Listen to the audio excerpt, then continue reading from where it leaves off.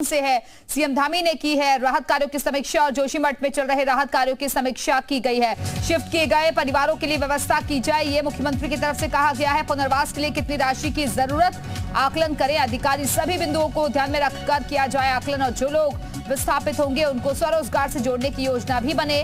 गुरुवार को भी सीएम धामी ने की थी समीक्षा बैठक। तो इस वक्त की बड़ी खबर देहरादून से सीएम धामी ने राहत कार्यों की समीक्षा की है। अधिकारियों को निर्देश भी जारी किए गए हैं, किस तरीके से ग्राउंड लेवल पर राहत कार्य चल रहा है उसकी समीक्षा की गई है। मुख्यमंत्री की तरफ से शिफ्ट किए गए परिवारों के लिए व्यवस्था की जाए, पुनर्वास के लिए कितनी राशि की जरूरत है इसका भी जल्द से जल्द अधिकारी आकलन करें। सभी बिंदुओं को ध्यान में रखकर इसका आकलन किया जाए और जो लोग विस्थापित होंगे उनको स्वरोजगार से जोड़ने की योजना भी अधिकारी बनाए। गुरुवार को भी आपको याद होगा कि सीएम धामी ने समीक्षा बैठक की थी। तो जोशीमठ में लगातार काम तेजी के साथ चल रहा है। एक तरफ जिन घरों में दरारें आ गई हैं, जो ज्यादा डेंजर जोन में नजर आ रहे हैं, उनको गिराने का काम जारी है। 2 होटल्स को गिराने का काम अभी फिलहाल चल रहा है, लेकिन जो लोग शिफ्ट किए गए हैं उनके लिए व्यवस्था क्या की गई है और किस तरीके का मुआवजा राशि उनको दी जाए इसका भी आकलन किया जाए। कहां कहां पर कितना नुकसान हुआ है उसकी पूरी रिपोर्ट मुख्यमंत्री ने अधिकारियों से मांगी है। समीक्षा बैठक की गई मुख्यमंत्री पुष्कर सिंह धामी की तरफ से और शिफ्ट किए गए परिवारों के लिए व्यवस्था की जानकारी ली गई। और हमारे साथ हमारे सहयोगी देहरादून से कुलदीप नेगी इस वक्त जुड़ चुके हैं। कुलदीप, समीक्षा बैठक की गई है मुख्यमंत्री की तरफ से, क्या अपडेट्स आपके पास? देखिए, बिल्कुल जिस तरीके से जोशीमठ में जो राहत के कार्य चल रहे हैं वहां पर प्रभावित लोग शिफ्ट भी कर रहा है, पुनर्वास भी उनका हो रहा है, तो इसको लेकर लगातार मुख्यमंत्री मॉनिटरिंग कर रहे हैं। कल भी बैठक हुई थी, कल भी बैठक में अधिकारियों को दिशा निर्देश मुख्यमंत्री की तरफ से दिए गए थे। और अभी क्योंकि सरकार के सामने एक बड़ी चुनौती ये भी खड़ी है कि उन लोगों को शिफ्ट जिन लोगों को किया है पुनर्वास किया जाना है। यहाँ पर पीपल कोटी में एक जगह देखी गई है, 3 जगहों में यहाँ पर ये कोशिशें की जा रही है वहां पर शिफ्ट किया जाए।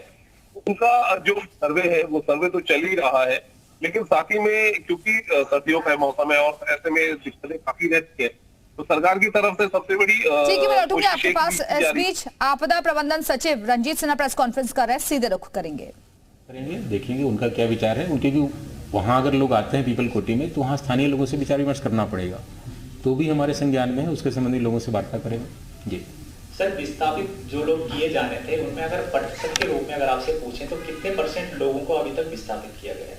देखिए, अगर हम देखें तो 269 फैमिली को हमने विस्थापित कर दिया है।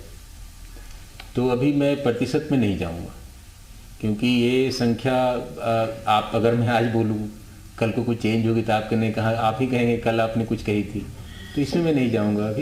अभी संख्या पूरी स्टेबल होने दीजिए, उसके बाद हम प्रतिशत में जाएंगे, क्योंकि प्रतिशत बहुत फॉल्टी एक पिक्चर प्रेजेंट करता है। सर, बद्रीनाथ हाईवे की प्रेजेंट स्थिति क्या है और क्या सरकार ने ऐसा कुछ आगे पहले से प्लान कर रही है कि आगे यात्रा चलेगी, और अगर उस दौरान हाईवे दरक जाता है तो क्या रहेगा आगे, मतलब किस तरह के क्या विकल्प है सरकार के पास आगे? देखिए, ये जो सर चीज हो रही है, जो बाईपास का काम जो चल रहा था वो फिलहाल रोका गया है, तो क्या उसमें सरकार उसको उस पर काम शुरू करने जा रही है या आगे बढ़ेगी इस पर? देखिए, जो लोगों की आशंका कई तरह की है। आप भी जो सवाल कर रहे हैं एक काइंड ऑफ कंजेक्चर ही है कि अगर दरार आ गई तो क्या होगा। जी हाँ, ये हमने तकनीकी संस्थाओं को कहा है कि जो आपका बाईपास जो बन रहा है उसके संबंध में एक रिपोर्ट दे दें कि क्या बाईपास बनने से कोई दिक्कत होगी जोशीमठ की जो स्थिति है उसमें, तो वो सारी रिपोर्ट आने के बाद ही उस पर निर्णय लेंगे। और इसमें शीघ्र हमने रिपोर्ट के लिए कहा है तकनीकी संस्थानों को। जियो टेक्निकल, IIT रुड़की। कब तक मिल जाएगी सर ये रिपोर्ट? उन्होंने 1 वीक में एक जगह की रिपोर्ट देने की बात कही है। बाकी उनका जो पूरा रिपोर्ट है, क्योंकि 10 जगह टेक्निकल जियो टेक्निकल वो करेंगे स्टडी, जो अभी बताया है हमें, तो एक रिपोर्ट तो 1 सप्ताह के अंदर देने के लिए कही है, बाकी रिपोर्ट में समय लगेगा। अगर कोई दिक्कत ना हुई तो बाईपास का काम शुरू कर दिया जाएगा, कोशिश की जाएगी। अभी रिपोर्ट आ जाए उसके बाद ही इसमें कुछ कहना उचित रहेगा।